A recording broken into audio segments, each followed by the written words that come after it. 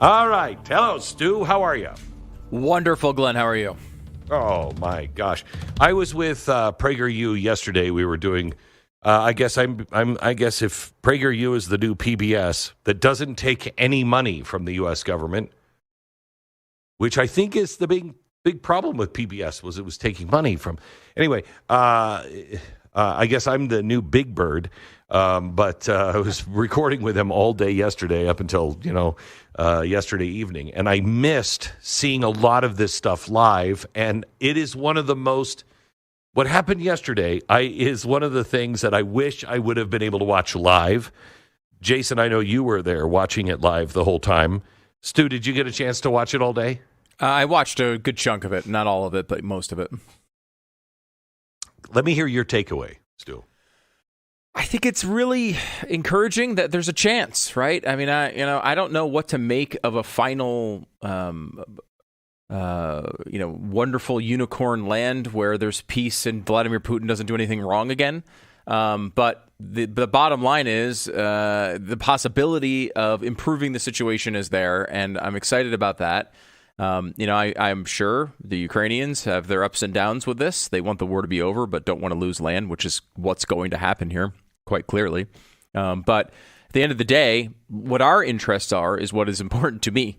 And our interests are getting this over so it doesn't spiral into World War III. So I am excited for the possibility, but, you're, of course, always hesitant when trusting Vladimir Putin as part of the puzzle. Jason, your takeaway. Oh, wow. I didn't know what to expect based off of news coverage leading up to this. I half expected there to be a bunch of European leaders that all weirdly look like evil accountants that were going to be charging through the halls of the White House, and we're just really going to give Trump a piece of his mind to protect poor Zelensky to be they're bullied. there to protect him. They were because he was going to be bullied. Remember that? Oh, yeah. Right. But what we got was a European love boat within the White House. They were all just heaping praise upon praise on President Trump. Now, did you see the New York Times response to that today? No. New York Times wrote a story today that the only reason, who learned more on how to handle Donald Trump, Putin or the European leaders? Because they all just bend the knee to him now. And they're only doing that because they have to. Well, wait a minute. You only have to bend the knee to him because what? He's completely irrelevant. He's not making a difference in the world. Why would you bend a knee to a man who is a dictator, who's all the things the left always says? And I didn't get that impression. Now, I didn't see it yesterday. I only saw the clips. But I didn't see anything other than what I thought was actual respect for moving the ball down the field. 100%. No touchdown, but he's moved the ball down the field. Yeah. 100%. And there were other diplomatic moves that led to this, like bend the knee to a dictator, Putin friendly. I tell you, in my opinion, the only reason that Putin has come to the table and is really taking this seriously right now, one of the reasons why I am very optimistic are the other foreign policy moves that Trump has maneuvered just to get to this point. Let's talk about Azerbaijan and Armenia. I mean, that is a huge shot across the bow of the Russians. Huge. It's something their proximity to the Caucasus and wanting to exert influence down in that area. That was a huge move right there that people are not even talking about, something that led to this. But I tell you what, Glenn, when I saw this go down, as I saw them say, you broke the stalemate, direct quote, 3.5 years, we got nowhere. More movement in the last 2 weeks. That is all President Trump. That is all him. And I thought there was one moment where they were like, breaking news, the meeting has stopped briefly. President Trump is immediately calling Vladimir Putin. There was a collective within the entire world. And we thought, is he going to get this done? He said, because I heard him speak this morning. He was on Fox and Friends this morning, and he said, they said, did you really just stop the meeting? Did you call him, put him on speakerphone? And he said, no, I wouldn't do that to him. He said, but I promised him I would give him an update. And he said, as soon as we were done, I was going to call him. And he said it was already like 1:30 in the morning over in Moscow. Yeah. So he said, I called him up and gave him an update of where we were.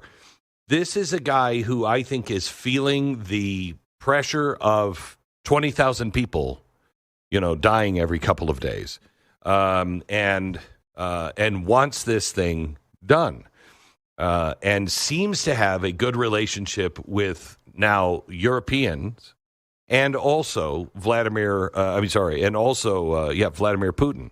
Let me just give you some of the quotes. Here's Zelensky. If you look at the silver lining of where we stand right now, we found a solution in 1944, and I'm sure we're ever going to be able to find a solution in 2025. President Trump's efforts have reignited the dialogue. That's Zelensky. Emmanuel Macron, he praised him earlier for calling for a 30-day ceasefire, said it was a positive step in diplomacy, and then he said President Trump's effort to stop the killing in Ukraine, end Russia's war of aggression, and achieve a lasting peace. He has moved the ball down the field. Keir Starmer emphasized that any deal has to include Ukraine and not allow Russia to dictate terms. The joint statement, we welcome President Trump's efforts, which have paved the way for Ukraine's security guarantees. The leaders were flattered. They flattered Trump to keep the movement going. Now, that's the spin from the press, that they flattered him. I think there was actual respect from most of them for what Donald Trump has done. They had completely stalled for 3.5 years. There was no movement for 3.5 years. They couldn't get anything done. Putin won't talk to any of them. President Trump is doing things. He's doing things that I don't think that I expected him to be so good at. In his first term, we didn't really talk about the art of the deal. And I think it's because everything was so combative. Everything was combative. This time, the art of the deal is happening in almost everything. He is becoming that deal maker everywhere. Yesterday, he whispered into Macron's ear, which is weird. I think your wife is a man. And then he said, I think Putin wants to make a deal. I think he wants to make a deal for me. Understand that? As crazy as it sounds.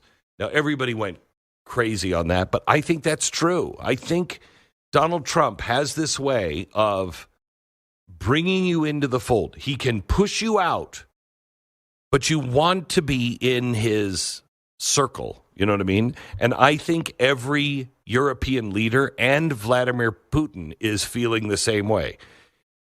He'll push you out, but he can bring you in, and then he makes you feel like you are the center of the universe, And nobody wants to be a global pariah. Not even Vladimir Putin wants to be a pariah. He wants to look good to the rest of the world. I think he also wants to win in the eyes of his own people. So does Zelensky. President Trump has this way of moving people, and maybe he's done this with Putin, maybe not, but maybe he's done this with Putin to get Putin to the point to where he does want to be friendly to the United States and Donald Trump. When he said, it's weird, but I think he wants to make a deal for me. I think Donald Trump, the one thing he is good at is reading a room. And I think he's possibly right about that. Also, the security guarantees, Stu, it looks like they all came together and verified that not a NATO Article 5, but an Article 5-like agreement is actually on the table, and Putin seems to be somewhat accepting of it. Yeah, I'm hopeful that it gets there. I think. I'm not 100% sure I like the idea of us being in a NATO-like agreement in Ukraine, but I like the idea that the there would be a threat there to stop them from doing this again. So, again, devil's in the details on this stuff. For those who feel like you do, and I include myself in that, I kind of look at this a little like the Taiwan deal. Yeah, we're not going to go help. I mean, it's sad. Not going to happen. It is sad. It's sad. I don't know what to say about we're it, but do at the end of the day, if Russia invades them again, we're probably not stepping in with troops. I mean, the one thing that you could see as a potential legitimate, offset here, or two. Well, actually, there's two things. One is we, in the process of this, whatever time where they're not, killing each other, whatever long that lasts before Putin decides to do this again, if he does, you can build up the defenses of Ukraine, right? You can do a good job making a much harder border. That's something we can actually, I think, move, but with weapon sales and such, and Europe can help with that as well. The other one is potentially having troops in that area, like a few troops, right? Like some that would say, hey, don't invade. We have some of our guys there. Sometimes that is enough to offset an invasion from a country that doesn't want to get involved in us. One of those two is a possibility. I've heard that maybe that possibility is not going to happen. We'll see on that. But one other thing I wanted to bring up briefly, Glenn, on the reaction from the European leaders, whether they were sincere or not. Obviously, we can't read into their thoughts. But I would argue it doesn't really matter. It doesn't matter if they're sincere in giving Trump credit over this. In reality, that's a personality thing, and I don't really care about it. One of the things Trump is really good at, though, in these situations, and this is something that's totally different than past presidents, is projecting American power. Like last time Zelensky was here, he was arguing, they were bickering, they were fighting, this time the guy shows up in a suit. He is complimentary every single step of the way. Every European leader there sounds like they could be at a MAGA rally. Like, that is not a coincidence, right? That is Donald Trump saying, look, if you want us to be on board with any of this, you'll come here, you'll be respectful, you will acknowledge how much the American people have given to you. Most of them not only acknowledge that, but also personally thank Donald Trump over and over and over again for that. I mean, you could argue, Donald Trump loves that attention. I don't think that's what it is. I think he's trying to project American power and saying, hey, if you want us to be involved in this, if you want us to be doing these things that you really need, then you will understand the way these countries are stacked. And by the way, we're at the top of that. And I don't think that's a bad thing for an American president to be pushing out into the world. And I think that's part of the reason why you see there's a chance at success. Again, I don't know how this turns out. But, before Trump started doing this, we didn't even have a lottery ticket for it. There was literally no way this was going to end. And everyone's been mocking him this entire time. And they will all claim this wonderful victory if this war goes on, as if they were right and they had this wonderful thing. At the end of the day, though, you have to try. You have to at least attempt these things, or there's no chance for success. So I just think that the media and the left is going to get all hung up on this nonsensical detail. But the bottom line is we have, I think, a lot more than a lottery ticket here to solve a really bad problem. So let me take a quick break and I'm come back and I'm going to tell you the two things that I think are the biggest takeaways from this. And they're massive changes in America. We'll talk about that coming up in just a sec. First, let me tell you about American Financial. NMLS 182334, NMLSConsumerAccess.org. APR for rates in the 5 starts at 6.799% for well-qualified borrowers. Call 800-906-2440 for details about credit costs and terms. You ever just sit back for a minute, take a break from the endless list of worries, and think about how good life could be? Imagine what it would feel like to have your debts under control, to see your monthly bills shrink instead of grow, to know that your retirement isn't just a dream, but a real plan taking shape. The problem is most of us get stuck in the worry. We run into the same scenarios. We run them through our heads over and over again without ever taking steps to change them. This is where American Financing comes in.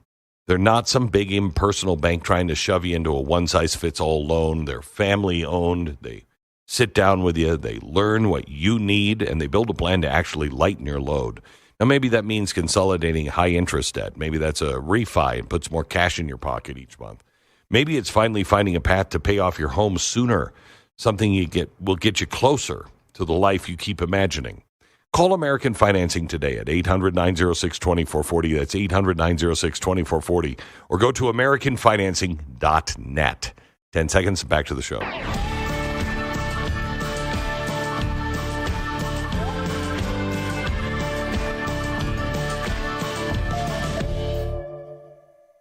So there's two things that I think are the real outcome that should be noticed at this point. You know, when Donald Trump first came on the scene, we knew he was going to change things.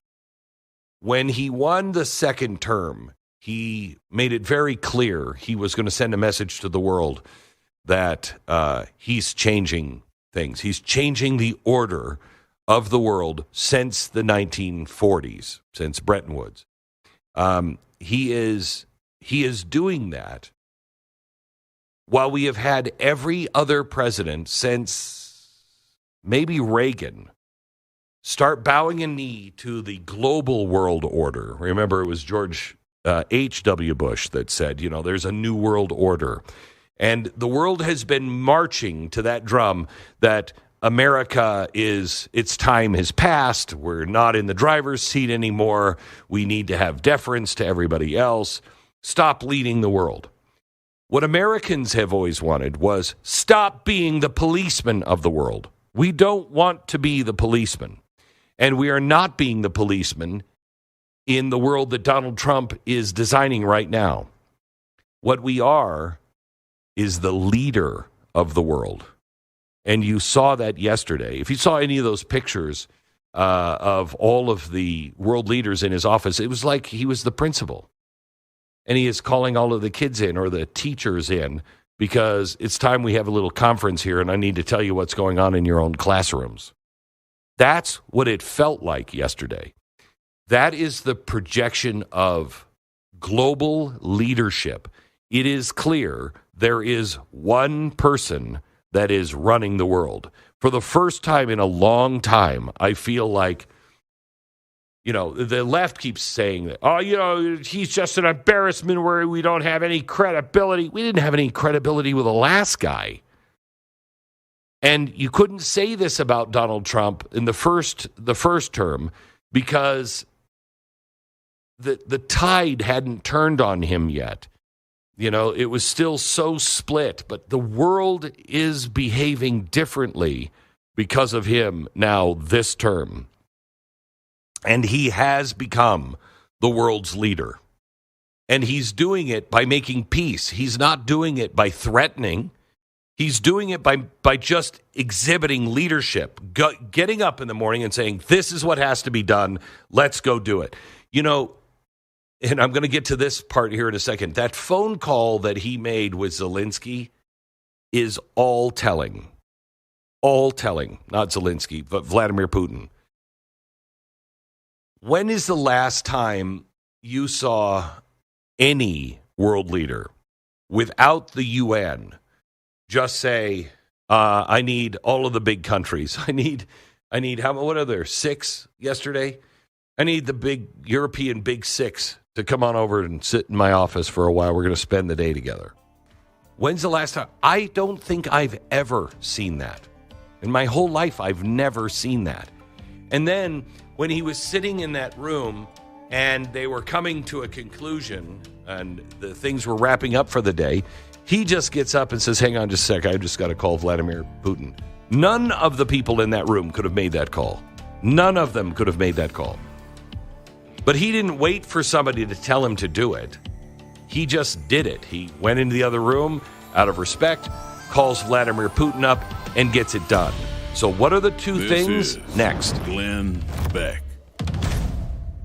All right, let me tell you about our sponsor this half hour. It's realestateagentsitrust.com. Obviously, when it comes to real estate agents, the best of the best, you know, would be a genie in a lamp.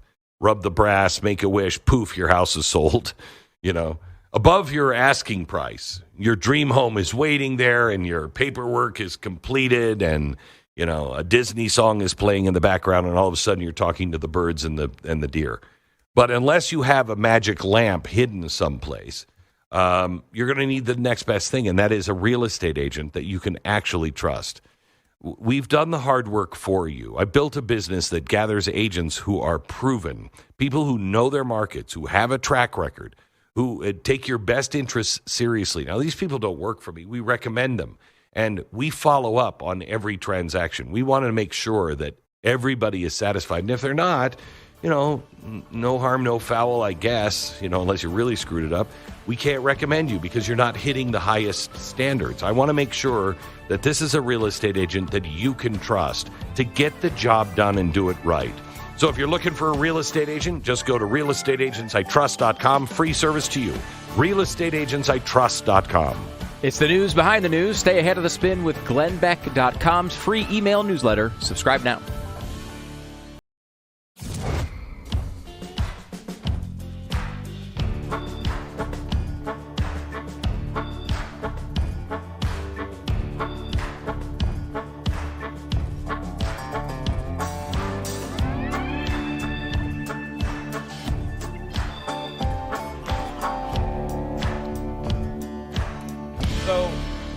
I want to give you the two things that I think are the two messages that we should take from all of this.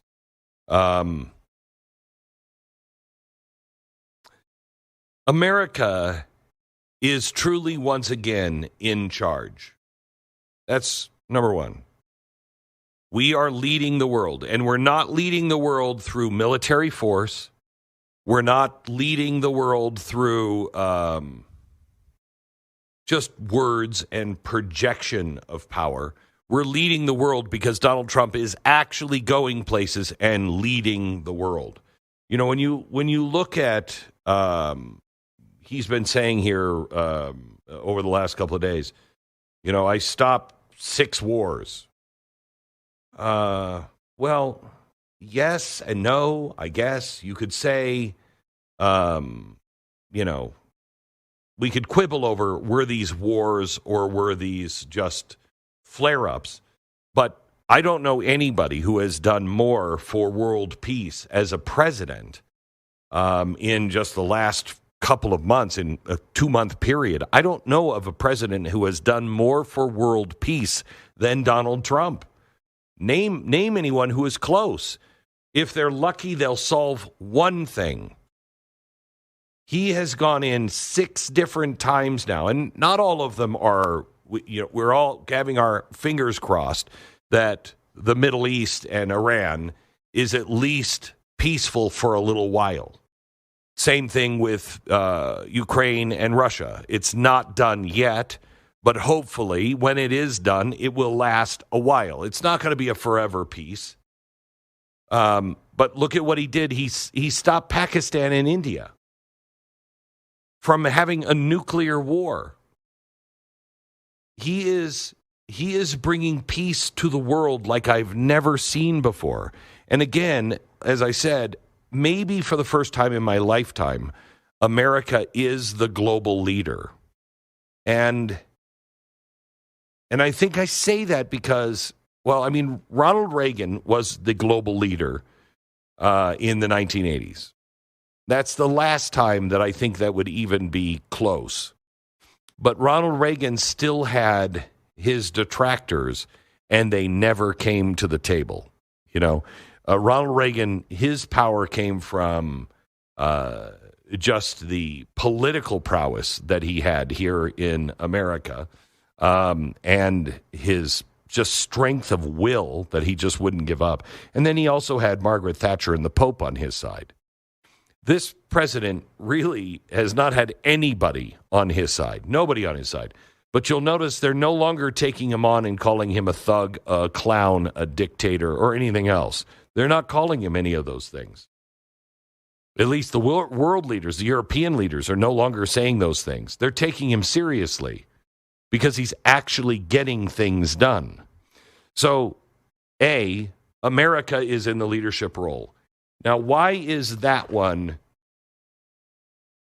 worth really standing back and admiring for a minute? Because every president Every president has tried to reverse that. Every president has been working on this new global coalition. You notice he's not talking about, this is what you hear from every president. We have a global coalition. We're cobbling together all these, states of the willing, all of these people who are coming together and they're willing to stand together. Well, that's happening. But Donald Trump is not setting out to get a global coalition. He's leading the world, and a coalition is forming around him. And he's really not part of the coalition. He's leading the coalition. He's saying, we're not going to do this. We're not doing this ourselves. But let me show you how it can be done. Now, you guys go and do it. We're not providing the arms. We're selling ammunition. We're selling arms to the Europeans. They want to do it. They can do it. So, again, it's a different kind of leadership. We are not the ones paying for it. We're not the ones carrying all the weight on our shoulders. He's saying, look, I can get this done, but then it's your job to do it. It's not ours, it's yours. That is unlike anything I have ever seen before. Okay? So while he is building coalitions, he's leading them. He's not just another one of the coalition. That's true leadership, especially in a time when the whole world has said for a long time now, and many of us believed, the era of America's leadership is over. Is it? Because it sure doesn't look like it to me now. And that has been done in 6 months. Finally, a guy who knows how to wield the power of the United States without being a bully. Now, the second thing, and I don't think anybody really understands this. I was during the 2007, 2008 election, I went to the White House because I was called on the carpet by George W. Bush because I was not happy with the war and the way it was going.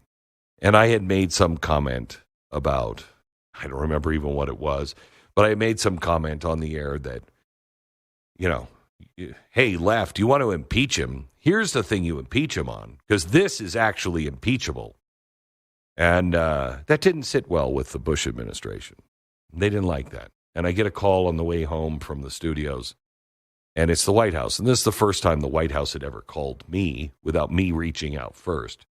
And I get a call, and it's a 202 number, and I'm like, it's 1414. 202, I can't remember, 458 or something, 1414. And I remember 202, that's Washington, D.C., and 1414, I remember that's the number of the White House. And I look at it for a while, and I'm like, I think that's the White House. And I pick it up. Mr. Beck? Yes? The president would like to see you in the Oval tomorrow morning at 10. Now, I'm on the air at 10 o'clock in the morning. Do you think you could make that? I didn't even know what to say. I literally held the phone away from my head, and I looked at I'm driving, and I look at the phone, and I look at the road, and I don't even know what to say. And I just, I said, well, hang on, let me check. Let me check. And I put the phone back up next to my ear, and I'm like, okay, looks good. Yeah, I can be there. Hang up the phone. It was freaky. I get there, and the first thing the president says, I sit in the chair, in the Zelensky chair, and the first thing the president says to me is, and laced with profanity, a lot of people think they know how they can be the effing president. Well, they have no effing idea how to be the effing president. And I'm like, oh my gosh, this is going to be the longest hour of my life. And he read me the RIOT Act. After that was all over and he had that out of his system, we stood up at the end, and it was the day that Barack Obama had said that if he were president, he would just fly our planes over the border into Pakistan, and he would just bomb Pakistan. Well, this is at the point where Pakistan is kind of helping us. Okay? They're not our friends. They're more frenemies, but they're kind of helping us at this point. And he says, Barack Obama says, and if he would have done that, the whole coalition of the willing, all of that crap would have gone right out the window. And so I said to the president as I'm walking out, and he's standing by the Resolute desk, and I said, Mr. President, I said, I don't know if you heard this, but today, Barack Obama, and he said, oh, I heard that. Don't worry about that. Don't worry about that. And I said, okay. And he said, trust me, Glenn. Whoever comes into this office, no matter what party they're in, they're going to sit behind this desk. And they're going to realize, because they're going to be advised by exactly the same people that have been advising me, that they really have no choice. This is what they have to do. And he said, have a good day. And I'm like, holy cow. I walked out, and do you remember me calling you after that, Stu? Yes. And I was freaked out. I was like, this is not good. The president isn't really the president. The president is just listening to all these advisors who were advising the last president and the president before that, and it's all State Department stuff. And they're just executing a long plan. What difference does it make who we have in the office if that's true? Yeah, remember that? One specific part of that you didn't mention was, because he was very angry at you, but that part of the conversation was meant to make you feel good, right? Yes. It wasn't like an angry thing. It was hey, it's okay, calm down, all the decisions will remain the same. And it's like, that didn't calm you down much. No, it made it worse. Yes. And so why do I bring this story up, which I've told before? Why do I bring this story up? I bring this story up because when Donald Trump sat at the table and said, just going to get old Vlad on the phone, and he stands up, walks out of the room with all the world leaders, and he just picks up the phone and calls Vladimir Putin and says, hey, I just want to keep you up to speed of what's going on. He didn't ask for permission. He didn't have anybody whispering in his ear. He's leading the State Department. He's leading the world. He's keeping his own counsel. That hasn't been done by a president in I don't know how long. And it's why we're once again the leaders of the world. Because these advisors, all of these doctors and professors and people who have been in the State Department their whole life and know better than everybody. Donald Trump has said to them, shut up. I've seen your record. It doesn't work. We've been doing it for 100 years. We're losing credibility. We're losing money. We're losing power and influence. I don't want to hear it. This is the direction we're going. And he didn't have the juice to be able to fire all of those people last time. And he put the wrong people in position. Now at the State Department is Rubio. And I got to tell you, Rubio is one of the last guys I would have picked. I would have thought Rubio was a big globalist. Look at who Rubio has turned out to be. So the two things that are happening are really based on one thing, and that is the President of the United States is in charge of his administration. The President of the United States keeps his own counsel. The President of the United States listens to his own gut. For the first time that I have seen since Ronald Reagan, and Ronald Reagan did it in one place, and that was the Soviet Union. He knew the difference between good and evil, and he called it, and he didn't care what anybody said. Donald Trump is doing this in example after example after example. He's keeping his own counsel, and he is telling his people, this is what I'm going to do. Find the constitutional way to do it, because this is what has to be done. And he's not taking no for an answer, and he's not kowtowing to the people who have been there forever. Oh, Mr. President, you have to listen to this man. He's not listening to him. If it doesn't make sense to him, he's not listening to him. And he is not waiting for permission from anyone. That's the takeaway from this last 4 days. America is leading because we actually have a leader who knows who he is, knows what he wants to do, and is not going to take no for an answer unless it's unconstitutional. He gets it done. That in 6 months, that's a remarkable development. Back in just a minute. Let me tell you about Patriot Mobile. Listen, if our American freedoms and values weren't worth fighting tooth and nail for, we would have let them slip away a long, long time ago, but we haven't. Some members of every generation have stood up. They've sacrificed and said, not on my watch. The question is, what are we doing today to carry that torch forward? Because sometimes it's big, like serving your country, running into a fire to save a stranger. And sometimes it's small, like deciding where your money goes every month. That's where Patriot Mobile comes in. This is why they exist. They took something as ordinary as a wireless bill and turned it into a statement that your dollars can support faith and family and freedom, not the woke agendas of Big Mobile. The service is reliable, the plans are affordable, and best of all, your money finally lines up with your beliefs. And switching is easier than ever. You can activate in minutes from the comfort of your own home. You can keep your number, your phone, you can upgrade. Make the switch today and save money and also do good. Do business with somebody who actually believes in the same things you believe in. PatriotMobile.com/Beck or call 972-PATRIOT.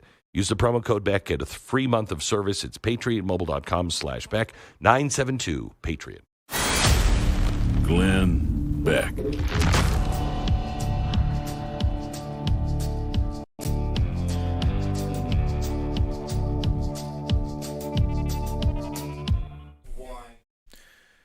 Remember back in the day when you were a kid and you thought that sore joints were just something that old people had to deal with, that you probably didn't even have joints in your body?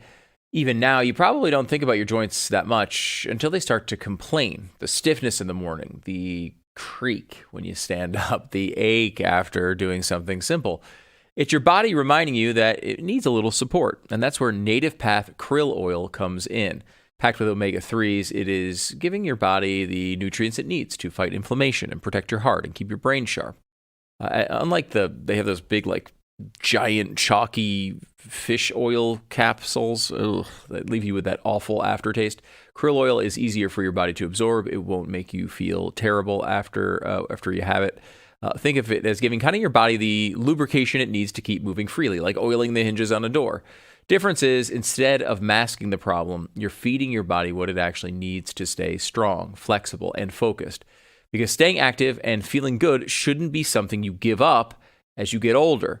It should be something that you can count on, and Native Path Krill Oil helps you do just that. You can get started right now with up to 66% off and free shipping. If you go to the website, it's nativekrill.com/blaze, nativekrill.com/blaze. It's native, KRILL.com/blaze. Check it out now.